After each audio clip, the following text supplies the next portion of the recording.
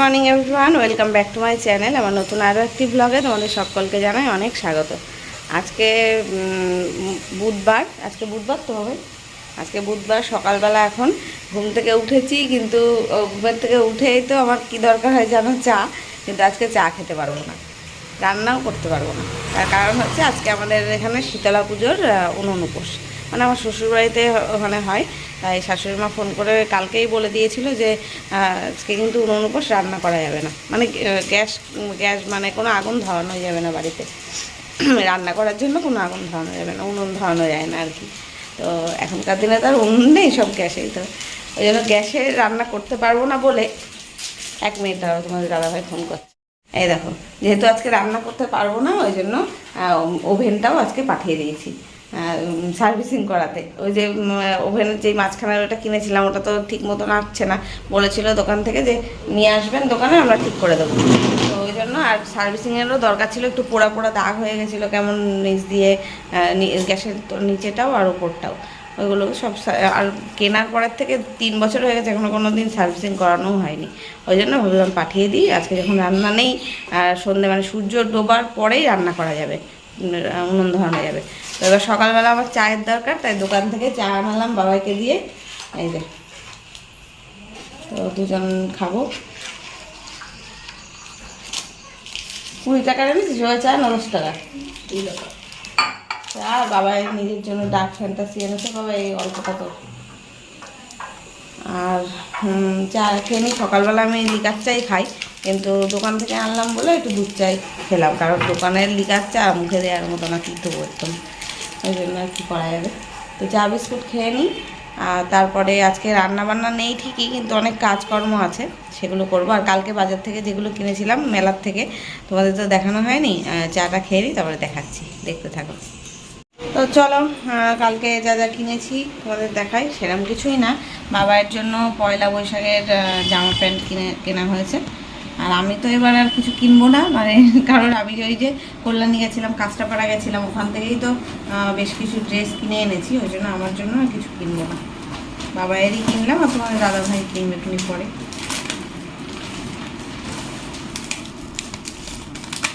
যেটা হাতে উঠে আসলো সেটাই আগে দেখিয়ে দিই।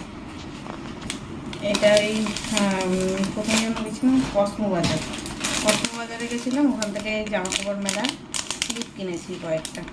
ক্লিপের দরকার ছিল, এত হাওয়া দেয় না আমাদের ওখানে, বাইরে জামা কাপড় মেলি দেখেছো, এগুলো বেশ একটু ভালো কোয়ালিটি, কালারগুলো বেশ সুন্দর। এটা নিয়েছি। আর কসমো বাজার থেকেই বাবার ড্রেসও কিনেছি। বাবার একটা প্যান্ট আর একটা গেঞ্জি। গেঞ্জিটা হচ্ছে এরকম সুন্দর কালার, কালারটা এত ভালো, স্কাই কালারের। পেছনটা দেখো কি সুন্দর, পেছনটাও সুন্দর, সামনের ডিজাইনটাও সুন্দর, আর কোয়ালিটিটা খুব সুন্দর। হাতে এখানে আবার একটু ডিজাইন করা আছে, ওই হাতেই আছে। কাপড়ের কোয়ালিটিটা একদম হাতের মুঠোর মধ্যে চলে আসছে, এত নরম, গরমে পরে অনেক আরাম হবে।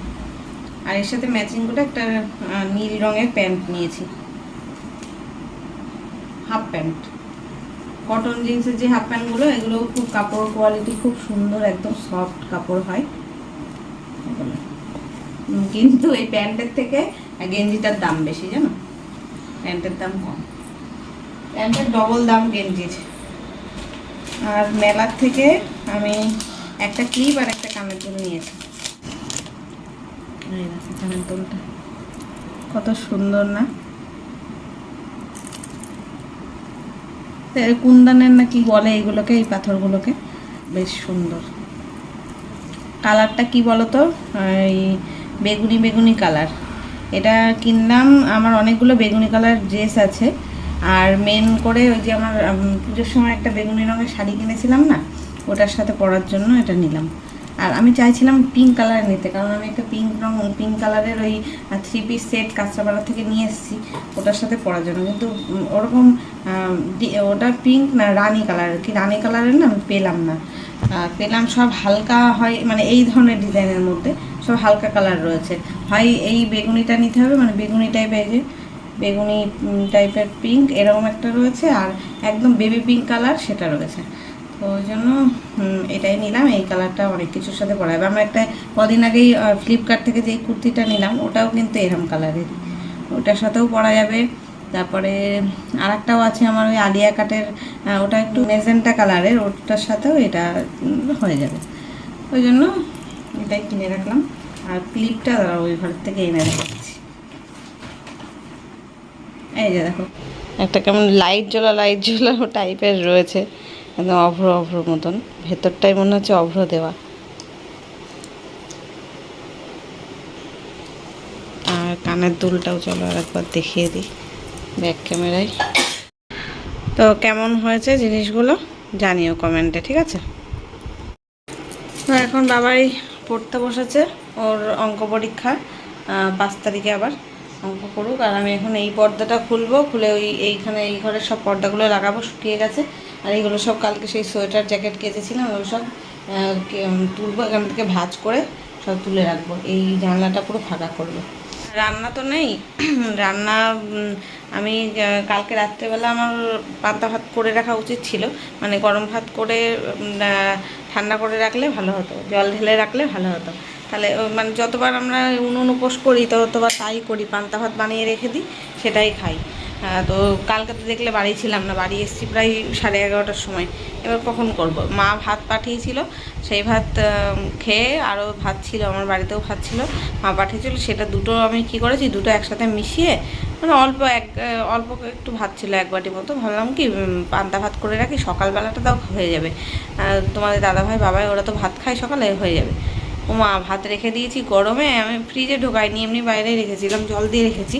দেখছি কি পুরো একদম কাদা হয়ে গেছে ভাত, ওই ভাত না, ওই জন্য ওদের আর দিলাম না, বললাম খেতে হবে না, কেমন একটা হয়ে গেছে। ওকে বললাম তুমি বাইরে থেকে কিছু খেয়ে নিও সকালে। আর বাবাই তো এইসব খেয়েছে রান্ডি ঝান্ডি, আর পরে যদি চিড়ে টিড়ে খায় ছাতুরে তাই দেবো খুনি। আর দুপুরবেলা মা ওই বাড়ি থেকে রান্না করে পাঠাবে, মা বললো যে তাহলে আমি রান্না করবো খুনি, রাজুকে এসে নিয়ে যেতে বলিস। আমি সন্ধ্যের পটে রান্না করব, 6টার সময় দেবে ওভেনটা বলেছে, একেবারে সার্ভিসিং করিয়ে আর ওই সব কিছু ঠিকঠাক করে 6টার সময় আনবে সন্ধ্যেবেলা। তো আমি তো এমনিই রান্না করব রাত্রেবেলা, রাতে আর কি বেশি তো কিছু ঝামেলা করব না, নর্মাল দেখি কিছু ডাল সিদ্ধ আলু সিদ্ধ এইসব ভাতই করবো। তো চলো আমি এগুলো গুছিয়ে রেখে এখন হাতের কাজগুলো গুছিয়ে নিই, এডিট করা বাকি রয়েছে, কালকে আর ওই বাড়ি গেছিলাম, এডিট করা হয়নি, এখন এডিট করতে বসবো। এই পর্দাগুলো ঘরে টাঙানো রয়েছে প্রায় 4 মাস হয়ে গেল, যতদিন আমরা বাড়িতে এসেছি ততদিন। এতদিন যে ধুলো পড়েছিল, মানে বোঝা যেত না টাঙানো ছিল বলে, এখন কাচার পরে বোঝা যাচ্ছে। দেখো তোমরা, জানি না ক্যামেরার মধ্যে ফোনে কতটা বুঝতে পারছো, একদম সাদা ধপধপ করছে, চকচক করছে আর কি পর্দাটা। আর এতদিন এখানে টাঙানো ছিল কেমন একটা মেরমেরে কালার হয়ে গেছিলো। আর আমি না ভালো করে গুছিয়ে দেখছি আয়নার সামনে যে ঝুলটা ঠিক আছে কিনা, কারণ দুটো পর্দার সেট না, দুটোর ঝুলটা একটু অন্যরকম। ওই একটা সেটের দুটো পর্দা একই রকম ঝুল, আর একটা সেটের আবার একটু মানে লম্বা খাটো এরকম আছে। এবার যদি দুটো একসাথে না মিলিয়ে টাঙানো হয় তাহলে একটা ছোট বড় হয়ে যায়। ওই জন্য সেটগুলো আগে ভালো করে দেখে নিলাম যে ঠিকঠাক হচ্ছে কিনা। তারপরে এই ওপরের দিকে যেটা ছোট সাইজ সেটা খাটের দিকে টাঙালাম, কারণ খাটের ওখান থেকে তো নিচে ঢেকে যায়, যে খাটের তলায় ওটা ঢুকে যায় পর্দাটা, ওই জন্য ওখানে ঝুল বেশি দেওয়ার প্রয়োজন নেই। তবে এই পাশের ডান দিকের জানলাটার আবার একটু ঝুল বেশি যেটা রয়েছে পর্দায়, সেটা আমি টাঙিয়ে দেবো। তাহলে ঝুল বেশি থাকলে পর্দা দেখবে দেখতেও ভালো লাগে, আর অনেকটা যত লং হবে পর্দা ততই ভালো লাগে। আমার যেমন আগের ঘরের পর্দাগুলো সব পিঙ্ক কালারের ছিল, তো আর আমার আগের ঘরের জানলাগুলোও ছোট ছিল। এখন এই ঘরে যখন টাঙানো হয়েছে সব ছোট ছোট কেমন একটা মনে হয়। কিন্তু নতুন পর্দা রয়েছে, বেশি দিন তো হয়নি, বছর খানিক তো আমরা ওই ঘরটা রেনোভেশন করেছিলাম, তারপরে পর্দা বানিয়েছিলাম, ওই জন্য আর আমি পাল্টাইনি। ফালতু আর যা পর্দার দাম না এইগুলো, আমার এই সাদা ঘরের পর্দা বানাতে 4,000 টাকা মতন পড়েছে জানো। মানে এই ধরো বাবাইয়ের ঘরের পর্দা 4টে পর্দা আর ওই বারান্দার 3টে পর্দা বানিয়েছি, মানে 7টা পর্দা টোটাল, পুরো মজুরি দিয়ে পিসের দাম দিয়ে সমস্ত কিছু করে মাপটাপ নিয়ে গেছে বাড়ির থেকে আর কি, রডগুলো বাদে শুধু পর্দার দামই প্রায় 4,000 টাকা পড়েছে। আর আমাদের ওই ঘরের পিঙ্ক কালারের পর্দাটা শুধু নিচে একটুখানি জুড়ে নিতে হয়েছিল, দরজার পর্দা ছিল সেটা ছোট সাইজের ছিল তো ওই জন্য আরেকটু কাপড় জুড়ে ওটা লম্বা করে নেওয়া হয়েছে, ব্যাস। এইগুলো সব কিছু মিলে 4,000 টাকা পড়ে গেছে। তাহলে ভাবো এত দাম দিয়ে যদি পর্দা বানানো হয় তারপরে সেটা আবার চেঞ্জ করতে ইচ্ছা করে। এই যে এই জায়গাটা গুছিয়ে দিলাম, শুধু বাবার স্কুলের ব্যাগ আর আঁকার ব্যাগটা রয়েছে, আর পুরো জানলাটা খালি করে দিয়েছি। তো এটা এখানে এইভাবে গোছানো থাক। আর এই ঘরে যা ছিল জামা কাপড় সেগুলো আমি সব ভাঁজ করে ওয়ার্ড্রবে তুলে দিয়েছি, শুধুমাত্র এখন তোমাদের দাদাভাইয়ের জ্যাকেট আর সোয়েটার টাইপের যেগুলো এখানে রয়েছে এইগুলো আলমারিতে তুলে দেবো। দেখি আলমারিটা কতটা ধরে, আলমারি থেকে কিছু জিনিস বের করে এটার মধ্যে রাখবো, রেখে গোছালে হয়ে যাবে। আর মাসি এসে ঘর মুছে দিয়ে গেল, ঘর ছেড়ে ঘর মুছে বাসন মেজে দিয়ে গেল, বেশি কথা ছিল না, কড়াই টড়াই কিছু ছিল না, অল্প কটাই ছিল খাবার বাটি, ওই জন্য এখানে বললাম বেসিনে মেজে নাও, মেজে দিয়ে গেছে। রান্নাঘরটা আজকে কেমন ফাঁকা ফাঁকা লাগছে, এখানে গ্যাসটা নেই তো ওই জন্য। সব কাজ হয়ে গেছে, ঘর তো আমি পরিষ্কার করে নিয়েছি, মানে এই যে বেসিনে প্রত্যেক দিন যে কাজগুলো করি, এই যে এই আয়নাটা পুরো মুছতে হয় প্রত্যেক দিন, আয়না দিয়ে বেসিনটা পরিষ্কার করতে হয়, সাদা তো একটু দাগ লাগলেই মানে কেমন একটা হয়ে যায়, মানে এইগুলো সব মোছা হয়ে গেছে আমার। মানে মাসি আসলো যখন, মাসি আজকে সকাল সকাল চলে এসছে, বললো যে একবারই কাজে যায়নি, তাই বললো সকালে করে দিয়ে যাবো, ঘর মুছে দিয়ে যাবো। তাই বললাম তাহলে বাসনটাও মেজে দিয়ে যাও, তোমার আর বিকেলে আসতে হবে না, কারণ আমাদের বাড়িতে আজকে রান্না হবে না, রাত্রে হবে যা রান্না হওয়ার, আর তো বাসন এঠেও হবে না, ওই জন্য তাই সকাল একবারেই কাজ করে দিয়ে গেল। আর আমি এই টেবিল মুছে, টেবিল চেয়ার সব মুছলাম, জলের বোতলে জল ভরলাম, ফ্রিজে জল রাখলাম, রান্নাঘরের উপরের জায়গাটা পরিষ্কার করলাম, ফ্রিজ মুছলাম, ফ্রিজের ওপরে একটু অগোছালো হয়েছিল সেগুলো গোছালাম, এই ঘরের বিছনা তোলা, ওই ঘরের বিছনা গোছানো, সমস্ত কিছু আমি করে নিলাম। মাসি ঘর ঝাড় দিতে দিতে এগুলো করে নিয়েছি, আর ঘর মুছেও দিয়ে গেল। এখন ঘরটা সব পরিষ্কার, আজকে সকাল সকাল সব পরিষ্কার হয়ে গেছে। বাবার পড়া হয়ে গেছে, বাবা এখন টিভি দেখছে। এই ঘরেরও গুছিয়ে দিলাম। এখন শুধু আমার এই একটাই কাজ, এই জ্যাকেটগুলোর এখন ব্যবস্থা করে তারপর আমি এডিটে বসবো। এখন যে ফুল হাতা মোটা মোটা গেঞ্জি ছিল তোমাদের দাদাভাইয়ের বাবায়ের সোয়েটার ছিল, সেগুলো আলমারিতে ঠিক জায়গা করে ঢুকিয়ে দিয়েছি। এখন শুধু এই 3টে জ্যাকেট রাখার পালা। এই 3টে রাখতে অনেক বেশি জায়গা নিয়ে নেবে, কারণ এগুলো না একটু মোটা মোটা, আর মানে হাওয়া ঢুকে গেলে একদম কেমন মোটা মোটা হয়ে যায়। আমি চেপে চেপে ভালোভাবে একদম ইস্ত্রি করার মতন ভাঁজ করে রাখছি, ইস্ত্রি করছি না, ভাজে ভাজেই থাকলেই ভালো লাগবে। আবার টেরিকটের টাইপের তো এগুলো, প্যারাশুট কাপড়ের মতন, ইস্ত্রি করতেও ভয় লাগে যদি পুড়ে যায়। আর এগুলোতে দেখবে অনেক মানে ফাঁপা তো, ভেতরটা জায়গা বেশি লাগে। আমি ওই জন্য চেন টেন আটকিয়ে একদম ভালো করে, যেমন দোকান থেকে কিনে আনলে যেমন ভাঁজ করা হয় ঠিক সেইভাবে ভাঁজ করে রাখছি।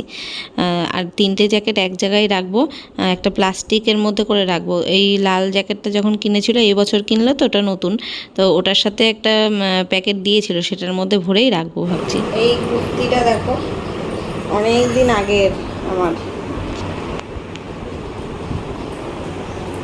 এটা অনেক দিন আগে, মানে কবে কেনা হয়েছিল, গত বছর জামাই ষষ্ঠীতে মা দিয়েছিল।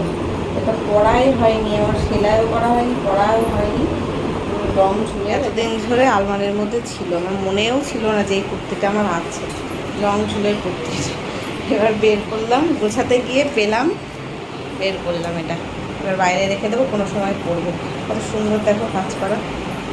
আর এগুলো সব গুছিয়ে নিলাম, 3টে জ্যাকেট আলাদা রাখবো এখন। আর বাকি গেঞ্জিতে টেঞ্জিগুলো সব শুকিয়ে নিয়েছি, আলমারি গুছিয়ে নিয়েছি। এখন দেখি জ্যাকেটগুলো দেখি জায়গা করে ঢোকাবো। কাঁচরাপাড়া থেকে যেই 3টে ড্রেস কিনে এনেছিলাম, তা সেগুলোও তো আমার গায়ে একটু ফিটিংস করতে হবে। একটা মিডিয়াম সাইজ আছে, ওটা ফিটিংস করা লাগবে না, আর দুটো একটু বড় সাইজের, ওটা ফিটিংস করতে হবে। তার সাথে ভাবছি এই কালো রঙের কুর্তিটাও দিয়ে দেবো, ফিটিংস না করলে পরা যাবে না, একটু লুজ লুজ আছে গায়ে। আমি সেই কেনার পরেই আলমারিতে যে ঢুকিয়ে রেখেছি, আমার খেয়ালই ছিল না, এতদিনে কতবার পরা হয়ে যেত। সব ধরে গেছে আলমারিতে। জ্যাকেটগুলো এই প্লাস্টিকের মধ্যে করে 2টো জ্যাকেট রেখে দিলাম, তাহলে ভালো থাকবে, ভাঁজটাও ভালো থাকবে। আর এখানে নিচে এগুলো সব শীতের জিনিস। এইখানে যা দেখতে পাচ্ছ এই পাশটা শীতের জিনিস, আর এইদিকে আমার একটু চুড়িদার, সায়া, শাড়ি টাড়ি, কুর্তি কিছু রয়েছে। আর এই দিকটায় ওই যে মোটা কম্বলটাতেই একটা পুরো জায়গা নিয়ে নিয়েছে, অনেকটা হাফ জায়গা নিয়ে নিয়েছে। শীতের সমস্ত কিছু ঢুকে গেছে। আর এই র্যাকটাতে আমার যত শাড়ি রয়েছে সব আমার শাড়ি এখানে। আর এইটাই তোমাদের দাদা ভাইয়ের ভালো জামা কাপড়, যেগুলো জিন্সের প্যান্ট, গেঞ্জি, জামা সব। আর এইখানে বাবাইয়ের সব জামা প্যান্ট, ভালো জামা প্যান্ট। বাবাইয়ের আরও কিছু জামা প্যান্ট ওইখানে ওয়ার্ড্রপে রয়েছে ভালোগুলো, সেগুলো এখানে এনে রাখতে হবে। হলো আলমারি গোছানো, এটাতেই সব ধরে গেল। আর আমার এই শোকেসের মধ্যে কিছু রাখতে হয়নি। তো গাইস, এখন আমার স্নান হয়ে গেছে, স্নান করে পুজো দিয়ে নিয়েছি। আর বাবাই খেয়ে নিল, বাবাইকে খেতে দিয়ে দিয়েছিলাম। তোমাদের দাদাভাই এখনও আসেনি, দেরি হবে ওর রাস্তায়, তো আমি খেয়ে নিই। আর চলো দেখাই, আর অবশ্য খাবার দিয়ে গেছে। তোমাদের দাদাভাই এসে খাবারটা দিয়ে আবার গেল। তো চলো দেখাই কী কী মা খাবার পাঠিয়েছে। এই যে মা পাঠিয়েছে মসুরির ডাল, এখানে বেগুন ভাজা, আলু ভাজা, আর মাছের ডিমের বড়া, আর সোয়াবিন দিয়ে ডিম দিয়ে ঝোল। বাবার একটা খাওয়া হয়ে গেছে। আর ওইবারে দিদিভাইরা আলু পটলের তরকারি আর শুক্তো দিয়েছে। আর এই হচ্ছে মা ভাত পাঠিয়েছে। চলো খেয়ে দিয়ে নিই, তারপরে একটু রেস্ট নিই। তারপরে এখনও ভিডিও জানো তো আমার এডিট করা হয়নি, ছাড়া হয়নি, ভিডিও ছাড়তে হবে। গুড ইভিনিং গাইস, এখন সন্ধেবেলা। আর আমার মা এসেছিলো সন্ধেবেলা। আর এই প্রসাদটা সকালবেলা, সকালে না সরি দুপুরবেলা শাশুড়ি মা পাঠিয়েছিল, তোমাদের দাদাভাই নিয়ে এসেছিলো। তো আমার দেখাতে খেয়াল ছিল না, এটা শীতলা পুজোর প্রসাদ। বললাম না শাশুড়ি মা শীতলা পুজো করেছে ওখানে, যার জন্য আর কি আজকে আমরা উনুন উপোস দিয়েছিলাম। আর এই যে রাতের আমাদের খাবার মেনু হচ্ছে বিরিয়ানি। আর বিকেলবেলা জানো তো চাটা, মানে গ্যাস তখন আনা হয়েছিল না, চা খেতে পারিনি। মা নিয়ে এসেছিলো বাড়ি থেকে, মানে বাবার দোকান থেকে চা এনেছিলো। আর আমাদের এই দেখো ওভেনের কী অবস্থা, মাঝখানের ওভেনটা ঠিক হয়নি, খুলে রেখে দিয়েছে, কালকে আবার আসবে ঠিক করতে। আর এই যে বিরিয়ানি নিয়ে আসলো তোমাদের দাদাভাই এখন, এটাই এখন আমাদের রাত্রে ডিনার হয়ে যাবে। আর আজকে রান্নাবান্না কিছু করলাম না। তো চলো ভিডিওটা এখানে শেষ করছি, দেখা হবে কালকে নতুন ব্লগের সাথে। Tata, good night.